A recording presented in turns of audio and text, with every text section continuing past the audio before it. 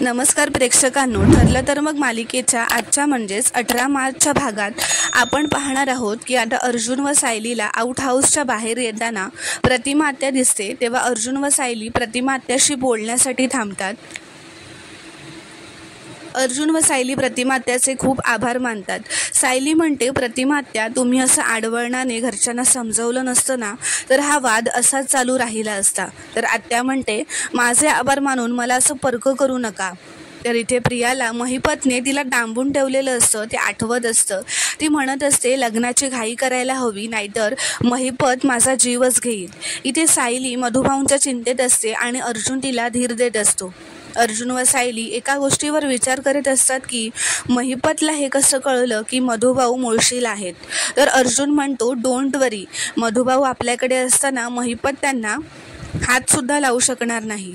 तर सायलीच्या मनात मात्र भीती निर्माण होऊ लागते। ती म्हणते, पण महिपत जर घरापर्यंत पोहोचला तर मी खरंच आपल्या घरातल्यांचा जीव धोक्यात नाही ना घातलेला। तर अर्जुन म्हणतो, अजिबात नाही, पण आता आपल्याकडे वेळ खूप कमी आहे, आपल्याला लवकर हात चालवावे लागतील। एकदा की साक्षीला शिक्षा झाली ना की महिपत संपला। सायली म्हणते, ती वेळ लवकर येऊ द्या।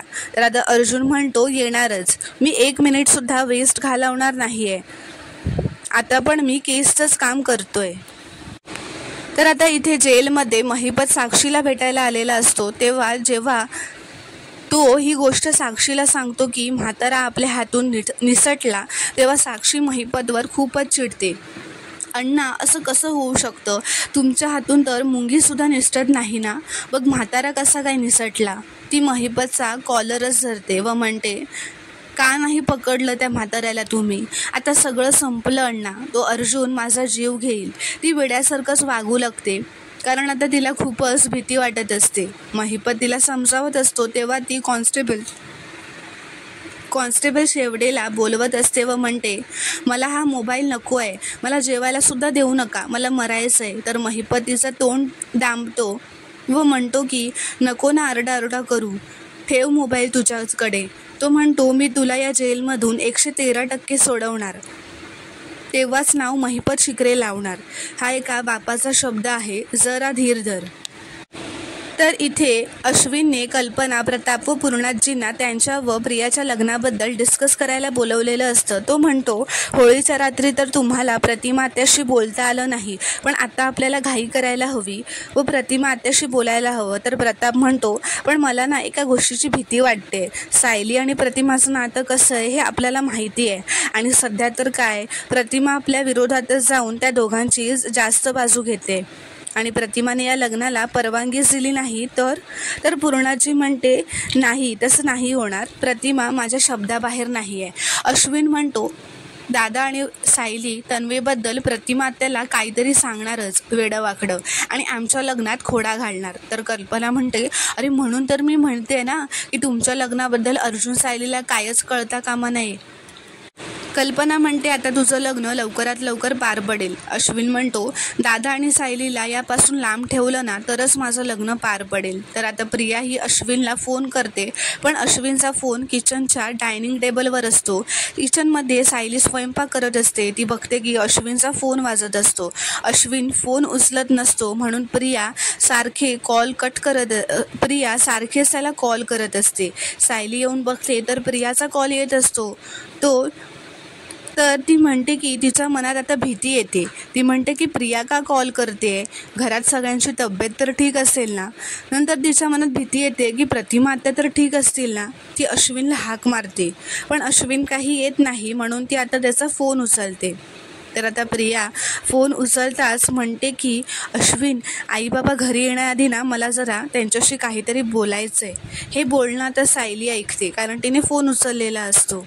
तितक्यातच तिथे अश्विन येतो व जोरातच सायलीने त्याचा फोन उचलला म्हणून तो फोन काढून घेतो व तिच्यावर खूप चिडतो व म्हणतो, यापुढे जर माझ्या फोनला हात लावायचा नाही, तुला एवढेसुद्धा मॅनर्स नाही आहेत का की दुसऱ्या कोणाच्या फोनला हात लावायचा नसतो। तर आता अश्विन तिथून निघून गेल्यावर सायली मनातच विचार करते की प्रियाचा मी कॉल घेतला म्हणून अश्विन भाऊजींना इतका का राग आला। प्रिया आई बाबा त्यांच्या घरी जाण्याबद्दल काय बोलत होती। तर आता हा सगळा घडलेला प्रकार सायली पळतच वर येत अर्जुनला सांगते. तेव्हा तो म्हणतो, मला तर यात काहीच विचित्र वाटत नाही आहे. बोलत असतील कदाचित ते दोघं मित्र असतील.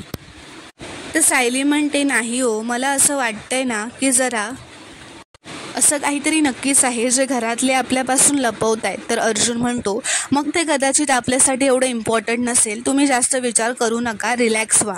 पण सायलीच्या मनात आता विचार चालूच असतात. तर आता इथे कल्पना व प्रताप तयार होऊन वरून खाली येतात व पूर्णाजीच्या खोलीत जात असतात. सायली खाली किचनमध्ये येते, ती बघते व विमलला विचारते, आई बाबा कुठे चाललेत?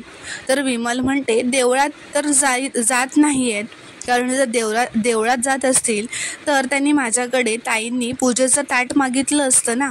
तर ती म्हणते, सायलीताई, हल्ली ना त्यांचं काहीतरी हळूहळू बोलणं चालू असतं, ते काहीतरी ना सरप्राईजसारखं असतं ना, तसं काहीतरी चाललं आहे. ती म्हणते, मी पूर्णाजींना आता कॉफी द्यायला चालले, मी त्यांच्या खोलीत चालले, काही कळतं का बघते आणि कळवते तुम्हाला. सायली म्हणते, जे काही असेल ना ते आपल्या घरासाठी जर चांगलंच असेल तर ते बरंच आहे. तर आता जेव्हा विमल कॉफी घेऊन पूर्णाजीच्या खोलीत येते, तिथे कल्पना पूर्णाजीशी अश्विनच्या लग्नाबद्दल बोलत असतात. तर विमल नॉक न करताच सरळ आत आल्यामुळे कल्पना तिच्यावर चिडते व म्हणते, नॉक करून यायचं एवढं साधंसुद्धा तुला कळत नाही का गं? ती गेल्यावर प्रताप कल्पनाला म्हणतो, अगं एवढी का चिडलीस तिच्यावर? तर कल्पना म्हणते, आपलं अश्विनच्या लग्नाबद्दल बोलणं होत होतं आणि तिने जर ते ऐकलं असतं ना तर लगेच सायलीला जाऊन तिने सगळं सांगितलं असतं. तर पूर्णाजी पण म्हणते, बरं झालं तू तिला बोललीस, मलाही नाही आवडलं ते. तर आता इथे कल्पना पूर्णाजीला म्हणते की तन्वीच्या घरी आपण बोलणी करायला जातोय, तर असं रिकाम्या हाताने जायला नको ना, म्हणून मी शकुनाचं सामान मागवून घेतलंय. लग्न जमलं ना की लगेचच तन्वीची ओटी भरून टाकूयात. तर आता अश्विनसुद्धा पूर्णाजीच्या खोलीत जात असतो, हे सायलीने बघितलेलं असतं किचनमधून. तर अश्विनने कल्पना, प्रताप व पूर्णाजीला सांगितलेलं असतं की तन्वीच्या घरी यायच्या आधी तिला ना तुम्हा सर्वांशी काहीतरी बोलायचं आहे. तर ते म्हणतात की अरे पण आपण आता तिच्याच घरी चाललोय ना, तर तिथे भेटेलच ना ती, तर तिथेच आपण बोलूया तिच्याशी. तर अश्विन म्हणतो, बरं ठीक आहे, आता निघूया का आपण लवकर? तर प्रताप म्हणतो, अरे हो निघूया, तोपर्यंत तुझे हे गुडघ्याला बाशिंग बांधलेस ना ते जरा काढून ठेव. असं म्हणत आता सगळेच अश्विनवर हसू लागतात. तर इथे अर्जुन विलासच्या केसचा अभ्यास करत असतो. त्याने बोर्डवर साक्षी, महिपत व प्रिया विलास यांचा फोटो लावलेला असतो. सायली म्हणते, महिपतनेच विलासला आश्रमात पाठवलं होतं का हे शोधून काढायला हवं. विलासचा जामीन पण महिपतनेच केलाय का हे शोधायला हवं. अर्जुन म्हणतो, प्रियाने पण कोर्टात खोटी साक्ष का दिली असेल या पॉईंट ऑफ व्ह्यूने पण आपण विचार करायला हवा. आपल्याला ती साक्षीला वाचवण्याचा प्रयत्न का करते? इथे प्रिया खूपच चिडचिड करत असते व म्हणत असते, या सुभेदारांना लगेचच माझ्या घरी यायची एवढी काय घाई आहे? हा प्रतिमाचा अर्धा मेंदू आहे ना, माझा सगळा प्लॅन फिस्कटवून टाकेल.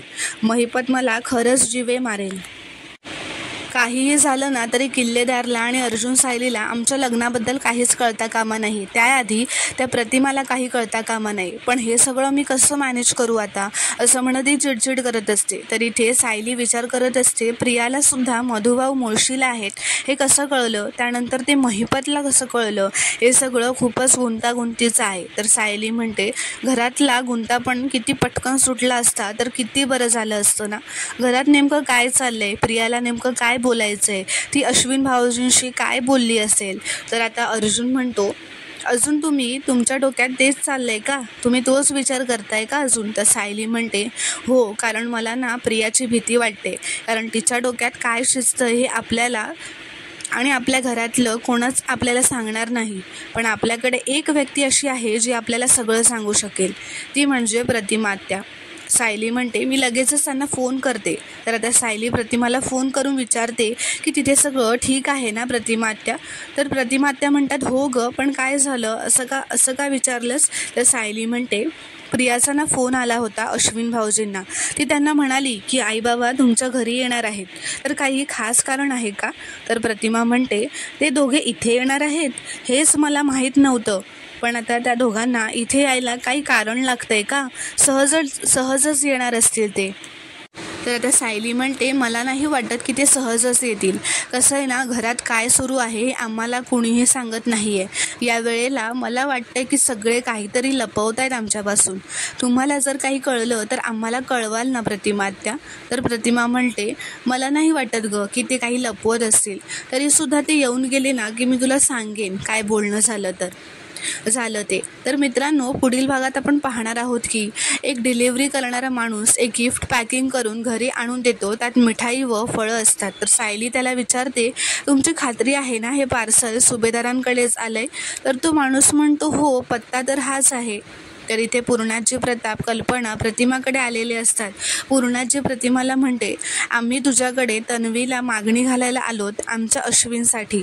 तर प्रेक्षकांनो, पुढील भाग पाहणं खूपच इंटरेस्टिंग ठरणार आहे. व्हिडिओ पूर्ण बघितल्याबद्दल धन्यवाद. व्हिडिओ आवडल्यास कॉमेंटमध्ये नक्की कळवा. चॅनलला सबस्क्राईब करा.